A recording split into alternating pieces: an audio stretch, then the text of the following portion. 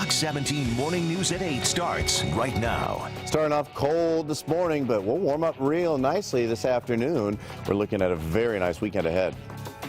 The Trump family threatens more legal action, calling for retractions from the New York Times and now People magazine. How the publications are reacting this morning. Well, we are live at Ravenna Middle School. Coming up in just a little bit, it's time for the big reveal of JRCC and Fox 17's Classroom of the Week. Stick with us. Well, good Friday morning to you. It is 8 o'clock. It's also hour number 4. I'm Mike Avery. And Deanna Falzone, Rob Westaby with traffic, Gary Frink with weather, and the man of the hour. Hello, Director Mike Davis. The man of the hour. I don't know, it's Friday. I felt like being nice. Something different every day, don't you? Davis, big plans this weekend? Oh, if it's good weather, I'll get the boat out. So you're kind of stretching your summer, aren't you? Yeah. Yeah. Well, I like to do that. Okay. Will he be able to do that? If that pleases him. Is it going to be nice? If it pleases the Davis. We're going to be in the If it 70s. pleases King Davis. Yes, exactly. Sunny and 70. Yes, we'll Thank take you. care of that for you. Let me go to the wall and tell you more about it. Thank you. You're welcome, Davis. Here. Very nice this morning, but chilly. We have some frost outside, as you noticed on your windshield. And if you're waking up right now, you will notice it very shortly. It is frosty. Frost advisory for another hour, but we are seeing our temperatures slowly rise. It's 34 in Comstock Park. We were down to 31 at one point. And the rest of the day is sunny with 64 degrees. And this is not even the warmest day of the next several. We got 70s on the way for us this weekend, starting tomorrow, which is the premiere day. We're going to talk about that good news in about 10 minutes. Fox 17 traffic. The one trouble spot is not on a freeway, though we have a couple of slow spots, but mainly the southbound East Belt line is backed up to Lake Drive due to a crash that's blocking some lanes north of 28th Street. Injuries around the scene, so we've got a number of first responders there. And so southbound Belt line is a trouble spot. Outside of that, a little bit on the slow side on eastbound 196 approaching 96, but it's really not a serious delay. And northbound 131 busy, but only a little sluggish approaching the S-curve. Coming the other way is where the real trouble spot will be over the weekend. During the daylight hours, expect it to be slow going through a multiple lane closure from Pearl Street down to 28th Street. The real trouble will be north of there with people getting into the lane closure. So it's something to keep in mind for your traveling around over the weekend. 96 and 131 this morning. Look at this, so light. It looks like midday traffic. It's even heavier on 96 eastbound than it is on southbound 131 at that spot. I'm Rob Westaby, Fox 17 Traffic. A 4-month-old baby is recovering this morning after police say her 2-year-old brother shot her in the arm. That's according to MLive.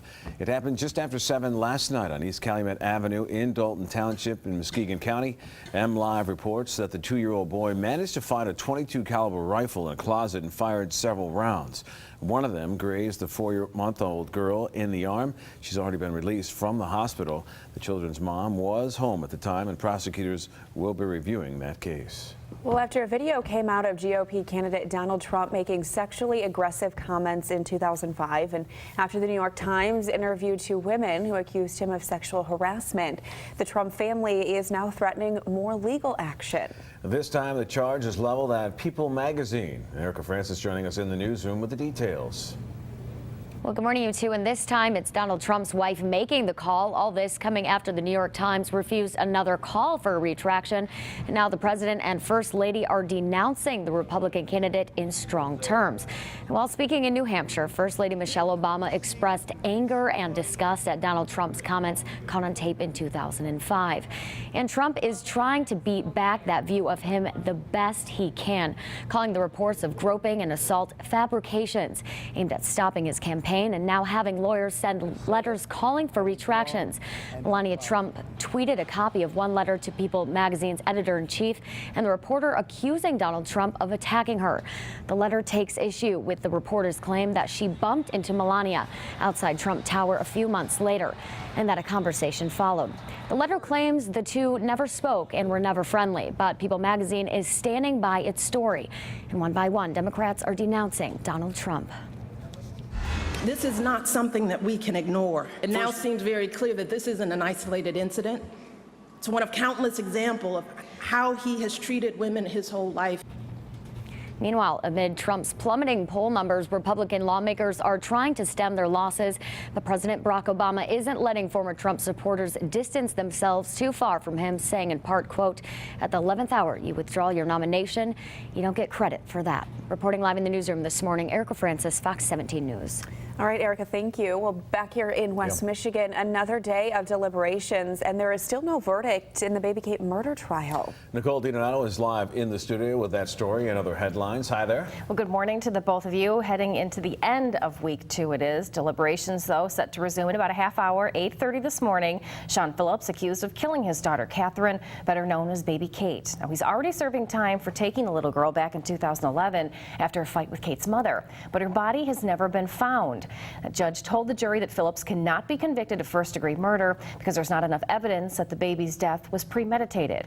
We're bringing the verdict as soon as it comes in. Well, hopes for a Chick-fil-A opening another location in West Michigan fried as city officials rejected the idea. Apparently, it's all because of the drive-thru. Grand Rapids Planning Commission shot down the idea of the popular fast food restaurant being built at Knapp's Corner. Developers had been eyeing the old Fajita Republic restaurant for that site, but apparently the drive-thru was the deal breaker because of zoning issues that need special approval.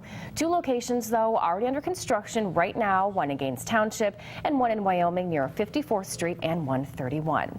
Well, a brand new store is opening up today, but it's been built and will now be run all by high school students. Innovation Central High School in Heritage Hill will cut the ribbon on Innovation Central this morning at 10.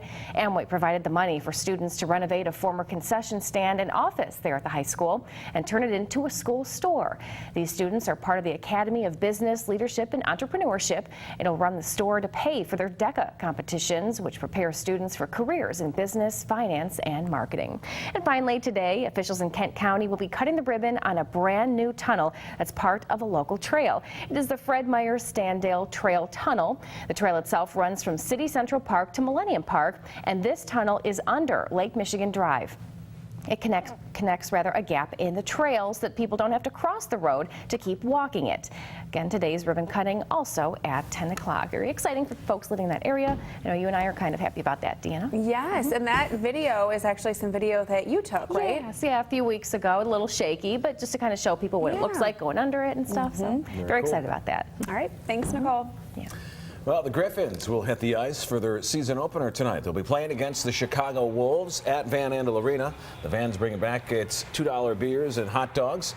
Plus, feel free to bring skates because after the game, you can hit the ice. Doors open at 6 tonight. And a tough one for the Red Wings as they opened the season against Tampa Bay. At one point, they were actually leading at 3-1. But then, of course, as things happen in sports, the momentum would shift the other way. And the Red Wings fall to the Lightning by the final of 6-4. Guess what? It's a long season, though. That's always a great thing. Lots to come. Big change is coming to one of West Michigan's most popular Halloween parties. Yeah, organizers say Halloween on Ionia will be taking place indoors this year. If you went last year, you probably remember that it rained. So in order to avoid that again, they are holding it at Stella's and the Waldron in downtown Grand Rapids. The move will also save you some money. Last year, tickets were $20 to get in, but this year there is no cover charge. The party is themed after the popular Netflix show Stranger Things, and it all starts at 8 p.m. on October 29th.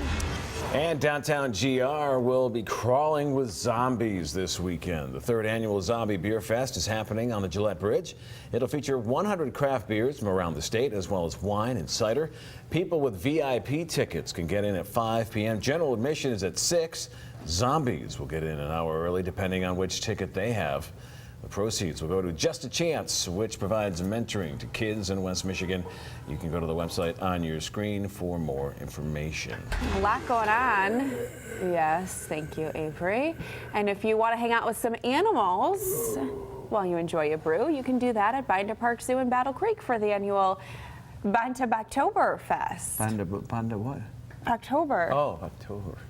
It's happening tomorrow from 6 until 10 and features craft beer, meads, wines, and ciders.